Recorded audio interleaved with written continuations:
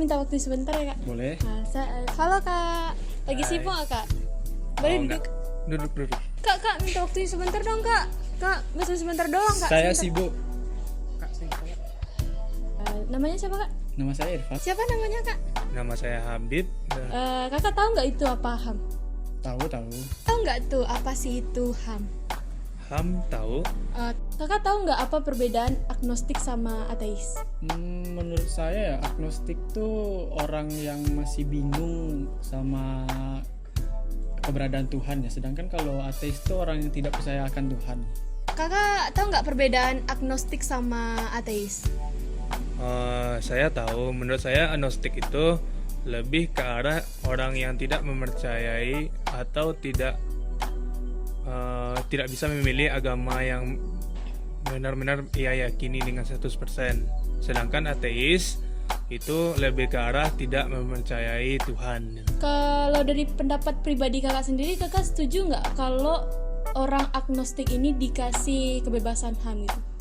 Kalau saya pribadi sih kayaknya setuju aja ya. Soalnya manusia itu kadang bisa berubah-berubah kan. Jadi dia kadang berpikir gitu mana yang biasanya bakalan bagus buat dia di kedepannya. Jadi dia memilih suatu agama gitu yang menurut mereka tuh bagus dan cocok gitu kan. Jadi orang-orang seperti itu seharusnya emang harus dilindungi dengan HAM sih. Oke, berarti kakak setuju ya? Setuju nggak kalau kira-kira HAM itu diberikan kepada orang yang agnostik? Kalau menurut pendapat saya sendiri itu setuju saja, karena di mayoritas negara Indonesia orang-orang harusnya bebas lah untuk berpendapat dengan apa yang mereka yakini. Kalau misalnya mereka ini ditekan gitu, jadi HAM itu jadi nggak terlaksana dong jadinya. Menurut orang tuh jadi nggak nyaman. Orang itu. Kak, minta waktu sebentar dong, Kak. Kak, minta waktu sebentar doang, Kak ya. Iya. Saya mau nanya nih, Kak. Kakak tahu nggak itu apa itu HAM? Tahu nggak? Tahu. Bedaan agnostik sama ateis nih. Tahu. Tapi ini ada hadiahnya nggak? Nanti kami capek-capek tenang, jawab nggak di hadiah. Ada hadiahnya, tenang. Ada. Agnostik. Menurut saya agnostik itu kondisi di mana seseorang itu mengalami keraguan akan keyakinannya. Namun dia percaya Tuhan. Berbeda dengan ateis. Ateis itu tidak percaya Tuhan sama sekali. Sedangkan agnostik ini masih percaya Tuhan, namun dia tidak tahu di mana keberadaan Tuhan tersebut. Itulah yang membedakan antara ateis dan agnostik. Kira kakak setuju nggak kalau HAM itu diberikan kepada yang agnostik itu? Enggak, saya nggak setuju sama sekali. Karena di Indonesia menganut sistem Pancasila, dan Pancasila terdapat ketuhanan yang Maha Esa. Untuk masyarakat Indonesia itu wajib memiliki Tuhan. Apabila mereka tidak memiliki Tuhan, agama, maka mereka tidak berhak mendapatkan HAM.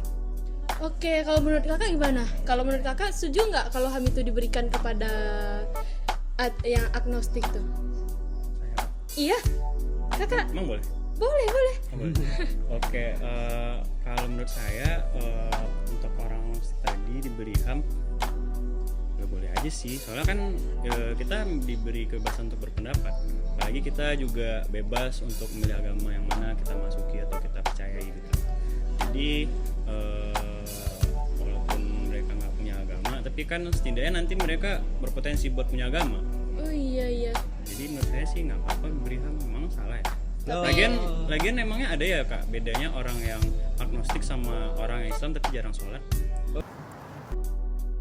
Nah, kita udah tanya nih sama beberapa orang random yang ada di sini terkait tentang HAM. Banyak dari antara mereka yang tahu apa itu HAM. Nah, saya juga tadi nanya apa itu perbedaan antara agnostik dengan ateis. Mereka banyak berpendapat bahwa agnostik itu adalah orang yang masih ragu dengan akan adanya Tuhan dan keberadaan Tuhan. Tetapi orang agnostik ini bukan berarti orang ateis. Mereka orang yang mempunyai kepercayaan tentang Tuhan, tetapi mereka masih ragu agama apa yang mau dianutnya. Berbeda dengan ateis. Kalau orang ateis adalah orang yang menetapkan diri mereka tidak memiliki agama. Mereka benar-benar tidak meyakinkan akan adanya Tuhan gitu. Nah, dari tadi kita udah bahas agnostik sama ateis. Menurut beberapa pendapat ada yang setuju kalau pemerintah memberikan HAM kepada orang yang agnostik, sedangkan beberapa pendapat memberikan kontra-argumen yang berbeda. Nah, di sini saya menyimpulkan kalau beberapa orang setuju dengan agnostik itu karena adanya hak yang harus disamaratakan oleh pemerintah. Jadi setiap manusia itu mempunyai hak dan kewajiban yang sama dan disamaratakan.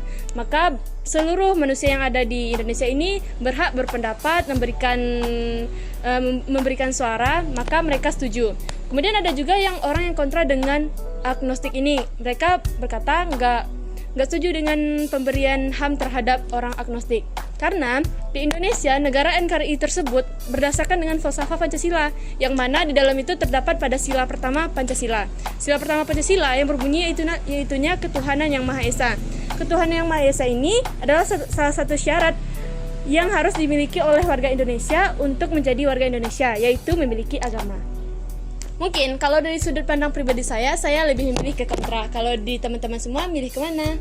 Nah, terakhir solusi yang harus saya berikan kepada teman-teman semua, menurut saya, jika ada orang yang agnostik, kita harus meyakini orang tersebut, memberikan solusi dan mengajak orang tersebut untuk merangkul mereka menemukan di mana kepercayaan mereka.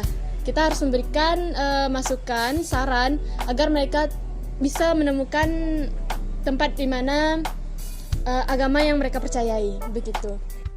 Oke, sekian dari saya. Tunggu konten kami berikutnya.